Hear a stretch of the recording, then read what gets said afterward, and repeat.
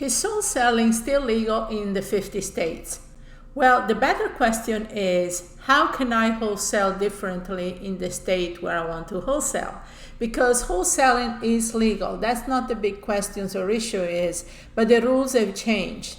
So as far as the strategy of wholesaling, we're still having the same, doing the double closing and assignments, finding a property and so forth, but the rules have changed. And that's what we're going to talk about in this video today, because I want to clear out some of the confusion there about wholesaling. So what makes me an authority, I would say, in talking about wholesaling?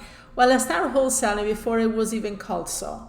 I started actually almost 40 years ago, and back then it was called flipping contracts, which is really honestly the better title for it, because you are flipping a contract. You're not selling a property, you're not doing any type of representation, but you're just flipping contracts. So that's the main thing you have to understand here.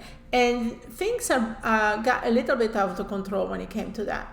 A lot of wholesalers start misrepresenting things. They start saying that they were selling the property, making think like they were actually the owner of the property. Particular sellers were kind of misled into things. So the states kind of wanted to buckle down on that. It says, wait a moment, we're not going to do this anymore like that, okay? And investors that are interested in wholesaling, because let's face it, wholesaling is a great strategy. You don't have to own a property, you just put it under contract, and then you flip the contract and you make money without owning it. So anybody can do it. Doesn't matter if you have money, doesn't matter if you have experience or so forth. But that's why a lot of wholesalers now are worried, or investors, because they say, well, if that's not a possibility, what can I do about real estate? But one of the things you have to understand about real estate is that where there is a will, there is a way.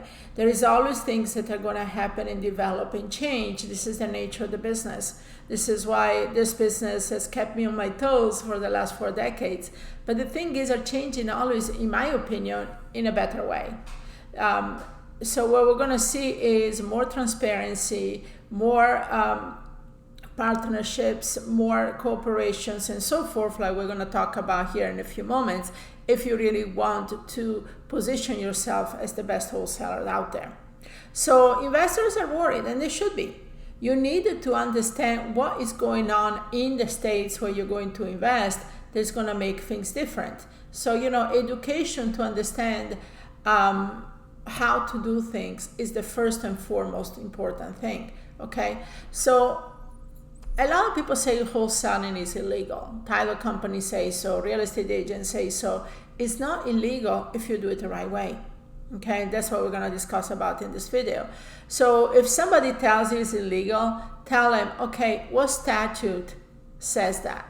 You want to know the numbers, and you want to go there and read the statute and understand really what the regulations are. Because even in the states, quote unquote, it's illegal, like South Carolina, it's not illegal per se, but you have to do things a certain way, okay? So I'm not going to get into how to get into a certain way, but definitely I have a lot of students from South Carolina, and I tell them, do it this way, and you're totally fine. So you just have to understand the rules for your state, okay? So what is actually changing? Well, each state is a lot of states are going to be different. And even the states that for a long time were wholesaling friendly, as I would say, like Missouri and Florida, for example, where I work a lot. Missouri is coming up with a new law, and it's still, it's probably going to go into effect by the end of the year, where you have to disclose to the seller that you're actually going to wholesale, and kind of give the seller 14 days to decide if they want this as a binding contract or not. Now, they already talk how to do that as a wholesaler. That's going to not affect you as a wholesaler. But the thing is, each state is very specific on how they want things. Some states, like Illinois, wants you to have a real estate license. You can do just one wholesale deal a year without a license, right? Some other states don't really let you do double closing, but they let you do assignments. So the rules in your states is changing. But one of the main things that I really want to say that's happening is that they want full disclosure. They want transparency. They don't want shady business where this person misrepresents to the seller that he's the end buyer, where when you go and market the property, you tell them that you are the actually seller on title. And that's why how you're going to present and structure this relationship with the seller and the buyer is going to be crucial, and we're going to talk about here in a moment. But that's what the states want. They want transparency. They don't want shady business. They don't want to say, okay, why is there some type of misrepresentation here? Why are people being taken advantage of as seller and buyer? And honestly, a lot of the students I talk to, that's their issue when it comes to wholesaling, because they say, I don't want to represent myself. I'm a real estate agent. I could get my license on the line here. And I'm telling you, it's about how you structure the deal. It's about how you create this relationship with the seller and the buyer. I was licensed for over 20 years, and I've done thousands of wholesale deals, and I never had an issue. But I approach this wholesaling a certain way, which I'm going to explain to you here shortly as well. So what is changing is really actually about being more transparent, being more fair to all parties, creating relationships, and that's what the state wants. And and that's what the rules, the bottom line of these rules, that's what they're going to come up. Okay, so the first thing is you need to check is what is going on in your state, and how do you check that? It's simple as calling the board, the real estate board. You can Google it and find it, and find out what the rules are as far as wholesaling.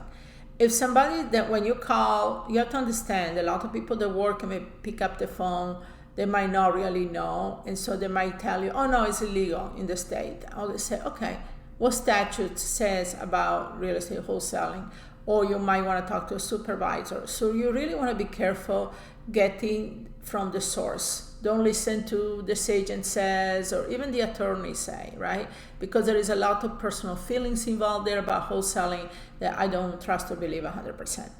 So the first thing I would say, talk to somebody that's competent, get the statutes, read the statutes, and find out what are the rules specific to wholesaling. So go straight to the source on that, okay? The other thing is, apply what you learn to the contracts. One of the ways you might want to do it is either talk to other active wholesalers, talk to title companies. With attorneys, I'll be a little careful because sometimes they might make stipulation a little heavy for sellers or buyers, but or even ask the real estate commission. When I started wholesaling back 30 plus years ago, I actually called the real estate commission because I learned it from somebody who was a real estate broker, but I didn't trust him 100%. He was a little shady. So I called the real estate commission and I said, okay, so I am flipping this contract to a potential buyer. Okay, I have property on the contract. What should I disclose? What should I put on the contract? So how I learned to wholesale was actually from the real estate commission. And so I asked them to do it. That's the safest way to do it without getting in trouble, right? And I was a licensed agent at that time too. So I just want to make sure I made things up to par. And there was just a couple of disclosures I have to put on the contract, and boom, I did those disclosures for the last 30 plus years. So when the new law come up, I'm going to learn how to apply that law, and then I'm going to do the same thing. So there's nothing to be worried about there. The other thing is you have to establish a relationship with the sellers. It's not just once you have the communication with the seller, once you understand, or the agent that you work with, if you work with an MLS property. It's about really saying, look, don't say ever that you're a wholesaler. I say, I'm an investor and I'm connected with a group of investors, okay? So now I'm very interested in your property, but honestly, I don't know if I'm going to buy it for myself or I'm going to actually work with investors. And honestly, I can say that because I do buy property as a rentals. But so it says, I'm going to talk to my investors and see what we can do. And I put that on my contract, subject to investor or private lender approval within 21 days of acceptance. So I let them know that I'm not the end buyer here, that I'm going to bring it up to my network and see what I can do. So that's the thing I let know real estate agents or even seller. I had a real estate agent last week. I was talking about this property I'm interested in, and it's like, oh, I had 3 wholesalers. They put their property on the contract and it fell apart because they couldn't close on it. And I said to him, I totally understand. You always want to agree. And then you say, I said, I am actually an investor and I work with a network of investors. So I'm looking at this property, it could be a potential rental for me, which it is, but if it's not, I am well connected to the other investors. But in order for me to bring it to my team or the investors, to protect myself, I need to issue a contract. Now, I did a contract with the first right of refusal, so that's a little ninja strategy there. But that's how I got my contract accepted by this agent who was reluctant in selling to wholesalers, quote unquote, okay? And then also you have to understand in your state what is the standard thing. Some states are more about double closings. Some states are more about assignments. Some states, let you do other creative things like installment agreements, like South Carolina, or novation agreements. So understand what is your state, and it's more about what the title companies are comfortable in doing. The state might not have a rule, oh, you need to double close or do an assignment, but the title company might be more comfortable in doing that. Okay, so just keep that in mind, that it's also differs from the title company. And then when you market the deals, you don't market the property, you're marketing the contracts. That's kind of the first thing you need to remember. And so you say, and if a buyer asks you what is the involvement with the property or the owner of the property, I say no. I have an agreement with the seller, and I have interest into the property, because once you write the contract, you have equitable interest. But no, I don't own the property, okay? So you make that upfront known too. And like I said, if, and I know a lot of wholesalers are afraid people going around them and maybe doing things, behind their back, but it's not true. Because once you have a contract, you have a contract. Once you have a relationship with the seller and he knows what you're trying to do and you're doing your best, there is no reason to go out there and record memorandums, to cloud the title or things of that nature. It's more about the relationship you establish, because honestly, if I don't trust a seller or a buyer to work with, I don't want to work with them. Simple as that. So I don't have to, do anything behind their back. And that's one of the things the states are really coming down on. So, the bigger shift here that we need to talk about is wholesaling is not illegal. The states are assuming their position. They want more transparency. They want more partnership. They want more that everybody has a complete knowledge of what is going on. That's what they want. They're not saying to you, you cannot wholesale. You just have to wholesale a certain way.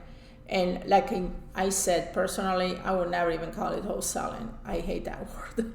I call it flipping contracts. I call it working in cooperation, in partnership with the seller or the buyer, but not as an agent, because if you're not licensed, you're not. But there is nothing wrong with you to partnering, like a free innovation agreement or something like that. But you just have to do things a certain way and make sure they're up and up with the states, and more importantly, with your parties. So, as I said in the beginning, is wholesaling legal in all 50 states? The better question here is, can you wholesale in your state with what structure? Okay, and what disclosure do you have to do? How can you market the property in your state to be an up and up? That's all you have to worry about. And yes, it is legal if it is done properly. So I want you to understand that the wholesaling is going to go into a new season, but at the end of the day, it's going to be better for everybody, because the wholesalers out there that are shady, that are doing things, under the table, that they're not really communicative with the buyers and sellers, are the ones that are going to be pushed out of the business. And guess what? There is going to be more business for everybody that is really out there to create win-win situations, to have partnerships, and that's what it's all about. And that's how you're going to be in the business as long as I have or more. Okay, so thanks for listening to this. This was hopefully helpful, and go out there and wholesale, or better yet, flip contracts.